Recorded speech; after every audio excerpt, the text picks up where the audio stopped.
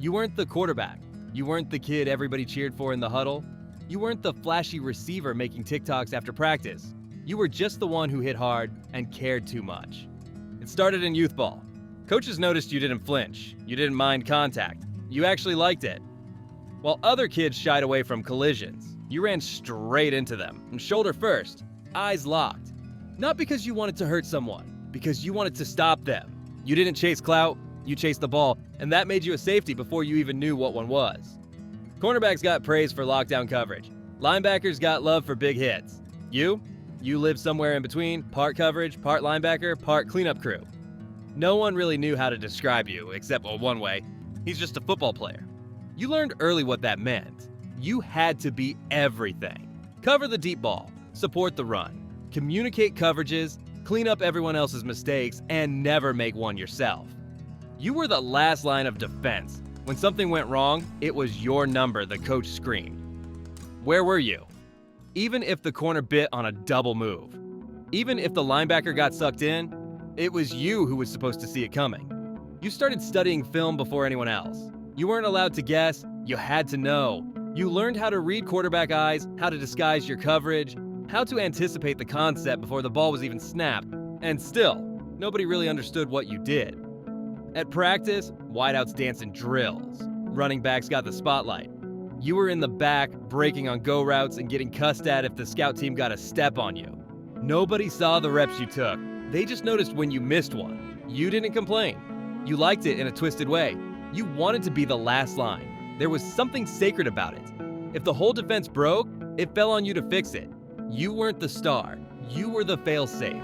The position taught you how to think ahead, how to anticipate disaster. You played scared, not of getting hit, but of letting someone else score. That fear drove you. Friday nights came, and the crowd never cheered your name. They screamed for touchdowns, sacks, interceptions. But when you made a third down stop in space, silence. Maybe a coach's nod, maybe.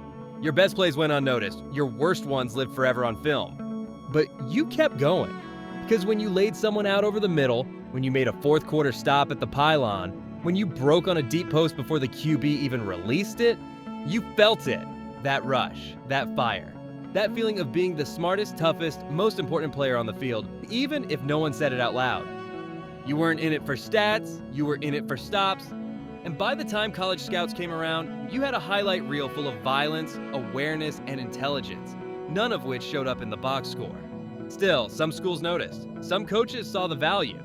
Maybe you were too slow for corner, too lean for linebacker, but you had heart. And that meant something. You signed your letter of intent. You promised yourself, if they won't remember your name, they'll damn sure feel your presence. Because you weren't a playmaker. You were the protector. Everything moves faster, especially the mistakes. One wrong step and it's 6 points on the board, your coordinator in your face, and your name written in Sharpie on the film room's mental errors sheet. You're not just a hitter now, you're a strategist, a field general with no armband. You study film more than you sleep. You memorize formations, route trees, offensive tendencies. Your brain has to fire before your feet do, because if you're late, it shows. And when it shows, it costs. Safeties don't get second chances. You're either right or you're toast. Every snap, you're responsible for reading the quarterback, identifying the coverage, and communicating with corners and linebackers before the play even starts. And if they screw up, you're the one who looks slow on tape. You're the one chasing a receiver into the end zone while the crowd boos. You play scared, not of contact, but of being a second too slow. You're stuck in the middle, literally and figuratively. Fast enough to cover slots and tight ends, strong enough to hit in the box, smart enough to play deep, but never celebrated for doing all three. Never the face of the defense, never the headline. Corners get paid for style, linebackers get paid for aggression, safeties get paid to be invisible. When you're doing it right, no one notices you. When you mess up once, everybody does. And then there's the physical toll. You come downhill on run plays and hit dudes 40 pounds heavier than you, again and again. You line up against 6'6" tight ends and try to break up slant routes with your ribs exposed. You get stiff-armed by running backs built like Saquon and cracked by pulling guards who move like fullbacks. You go from covering 40 yards of grass one play to blitzing off the edge the next.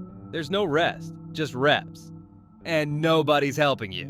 You're too slow for cornerback drills, too light for linebacker drills. So you bounce between both. You never feel like you fully belong in either room. You're a hybrid, but hybrids don't get love. they get used. Meanwhile, teammates rack up accolades. Your corner gets drafted after a flashy season with 5 picks, 3 of which were tipped balls you redirected. Your linebacker wins defensive MVP, but you made half his stops possible by forcing the ball back inside. You grind, you go unnoticed, until you don't. Until you give up a deep ball and hear your name on SportsCenter. Until you miss a tackle in the open field and the message boards light up. How's this guy starting? He's cooked. No awareness. They don't know the call, they don't know the coverage, they just see you trailing a wide out into the end zone and assume you blew it. You learn to shut up and internalize it. You play angry, but controlled. You try to be the Harrison Smith of your unit. Smart, steady, respected, but the hits keep stacking. So do the injuries. Your shoulder clicks now when you turn, your neck's tight after every game. You don't complain. You're a safety. Complaining is for stars, and even through all of it, you still love the job. You still love being the one who saves the defense. But love doesn't stop the bruises, or the silence when you do everything right. You make it. The NFL. A name on a locker, a number on a jersey, the logo stitched across your chest. Years of blood and doubt, and now you're standing on the sideline under lights you used to dream about. But dreams come with shadows. You're not a first rounder. You didn't walk in with ESPN buzz. You're one of the hard hat guys. A special teams grinder, a late pick or undrafted name who made the team by doing everything nobody else wanted to. You fight through camp like it's war. Running scout team, holding bags, flying down kick coverage like your job depends on it, because it does. When you finally earn reps with the defense, it's like being invited to a table where the silverware's already gone. You get crumbs, a few nickel snaps, maybe some dime looks, but you make the most of them, because that's what safeties do. They maximize margins. You watch top corners strut, you watch edge rushers sign $100 million contracts, and you just keep tackling, breaking up passes, making reads, cleaning up messes. You become the guy who knows everything, the glue. Your coach calls you the brain of the back end. You study more film than half the staff. You stay late. You become that quiet pro, like Malcolm Jenkins or Jordan Poyer. Always in the right place, always one step ahead. And somehow, always overlooked. Then the injuries start piling up. Hamstring strains, groin pulls, concussions. You lead with your body because you have to. Receivers can slide, corners can play soft. You meet the running back in the hole or they score. Simple as that.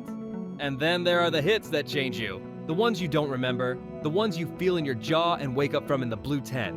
You pass protocol, but deep down, something's off. Your short-term memory isn't what it was. Your reactions are half a beat slower, but you play through it. Because if you don't, they'll replace you by Tuesday. You become a starter. You have good tape. Maybe a season like Jamal Adams before the injuries. Flying downhill all over the field, the heart of the defense. But even Jamal, they turned on him the second the injuries came. Overrated. He can't cover.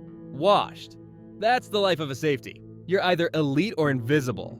You could have a Pro Bowl year and still get cut for cap space. You could be the best tackler on the team and get benched for a younger guy with a faster 40. You're not a brand. You're a tool. They use you until you crack. You don't complain. You just adjust your pads, pop Advil like candy, and show up for the next snap. Because this isn't college anymore. Here the league doesn't love you, it uses you. You used to be the enforcer. Now you're the insurance policy. You're still on the roster, but the whispers have started. Lost a step. Can't flip his hips like he used to. The younger guys look faster, and they are. That edge you used to have, it's gone. Not in effort, but in recovery. Your body doesn't bounce back. Your cuts are slower, your anticipation is sharp, but your legs don't always listen. The hits hurt more. Your shoulders sting after every game. Your back throbs after long flights. You ice your knees before practice. You pop ibuprofen before warm-ups. Pain isn't something you recover from anymore. It's just part of the uniform. And the worst part? You start hesitating. Not because you're scared, but because you're tired. Tired of launching your body into tight ends who outweigh you by 40 pounds. Tired of sprinting sideline to sideline just to clean up a busted assignment. Tired of doing everything right and still being told your best days are behind you. You hear it in the media. He's not the player he was. They need to draft his replacement. Depth piece at best. Never mind that your play recognition is elite.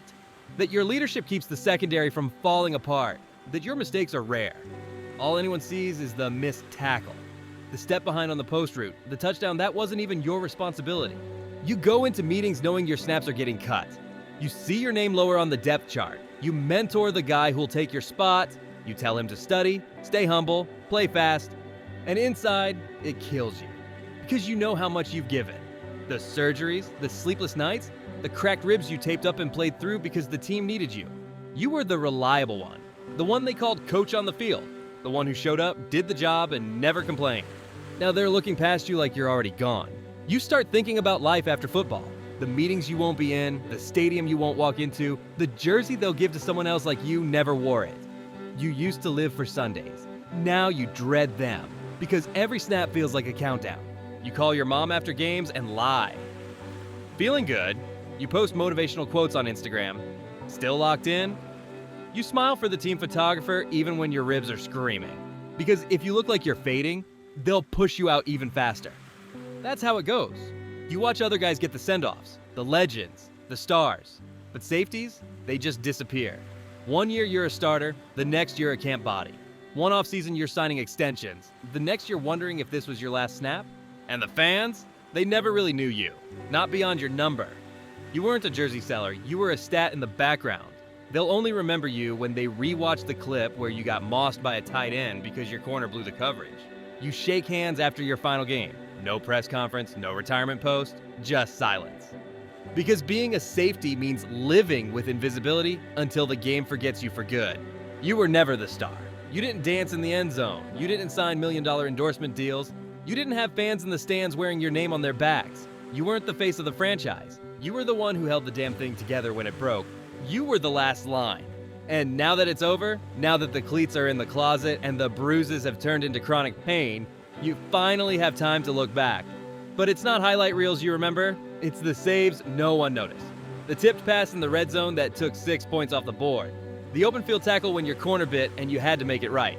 The times you called out a coverage pre-snap and saved your linebacker from getting exposed. Nobody cheered. No one updated their fantasy score. But you knew. You always knew. That's the life of a safety. You live in the shadow between hero and scapegoat. You're the smartest guy on the field and the last one to be thanked. You diagnose plays faster than coordinators and get burned in public for private breakdowns. They only remember you when it went wrong. And it always went wrong eventually. Your knees don't let you run anymore. Your neck pops when you turn too fast. You get headaches that remind you what 12 years of collisions did to your skull. And the MRI from last year? The doc said your shoulder looks like it belongs to a construction worker. You smile. Because of course it does. You paid the price. In surgeries. In silence. In never being quite enough for the cameras, but always enough to carry the defense when it mattered. You think of the safeties who came before you. Guys like Bob Sanders, who hit like a linebacker and broke like glass. Guys like Jamal Adams, who gave everything and still got called overrated the moment his body broke down. Even legends like Troy Polamalu or Ed Reed, they had to be generational just to be remembered. You were solid, and that meant you were forgettable. But you're proud, not because you were seen, but because you showed up. You did the job when the lights weren't on. You protected teammates who got paid more and noticed less. You sacrificed your body for first downs that didn't even make the stat sheet. You were the safety. The buffer between disaster and survival. The one who never flinched when the ball was in the air and the stakes were highest. They'll move on. The team, the fans, the league. But you'll always know what it meant to be the brain, the spine, the conscience of the defense, the first guy to recognize danger and the last guy who could stop it. You weren't built for glory. You were built for responsibility. And that's why it sucks to be a safety.